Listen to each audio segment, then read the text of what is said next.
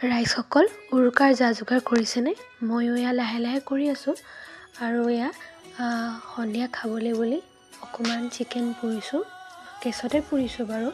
আৰু চিকেনখিনি মই ধুনীয়াকৈ পিঁয়াজ জলকীয়া নেমু দি পেলাই এনেকৈ খাইছোঁ। বিৰাট টেষ্টি লাগিছিলে খাবলৈ।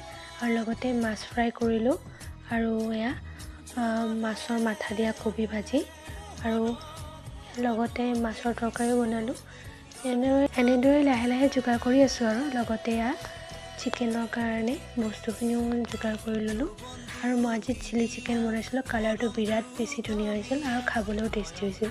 তাৰপিছত আৰু মোৰ ৰেকৰ্ড কৰা নহ'ল। দাদাই বনালে মাটন আৰু এনেদৰে ভাত পানী খাই চুঙা পিঠা পুৰিবলৈ লৈছোঁ। আমাৰ যিহেতু মানুহ কম সেইকাৰণে কমকৈ পুৰা হৈছে।